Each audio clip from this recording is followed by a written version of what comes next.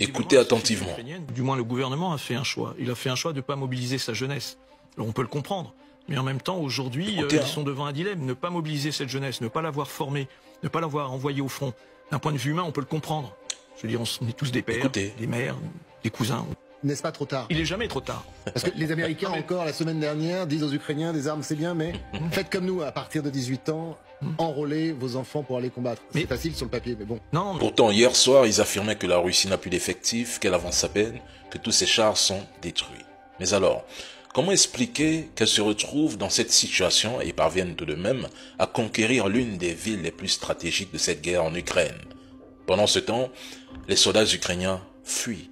Ils en sont à mobiliser les personnes âgées et les femmes. Et récemment, Boris Johnson, appelé même Zelensky, a mobilisé les jeunes et Joe Biden a confirmé que l'Ukraine n'entrerait pas dans l'OTAN, tout en conseillant ce dernier de mobiliser toute la jeunesse.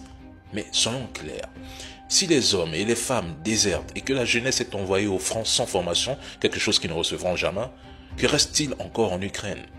Vous ne comprenez toujours pas LCI? Très bien. Laissez-moi poser les choses clairement et faites ce constat. Dès qu'un char russe est détruit, LCI produit une vidéo avec pour titre « L'armée russe en difficulté sur le champ de bataille » afin de redonner de l'espoir aux trolls qui les suivent. Vrai ou faux? Et pourtant, regardez Pokrovsk, une ville stratégique pour l'Ukraine, mais sur le point de tomber, déjà même tombé. Bientôt tout le Donbass sera russe, tout le sud de l'Ukraine suivra. Maintenant, posons la question la plus importante. Si Zelensky perd tout le sud du pays, c'est qu'il a déjà lui-même reconnu. Expliquez-moi comment, par miracle, les Ukrainiens encerclés à Kursk recevront des munitions ou des équipements une fois la bataille en Ukraine achevée. Et ils seront encerclés, je l'ai dit ici. Et pour finir, quels étaient les objectifs de l'opération spéciale? Venir en aide aux populations du Donbass, sécuriser la Crimée et démilitariser l'Ukraine et sauver les populations du Sud.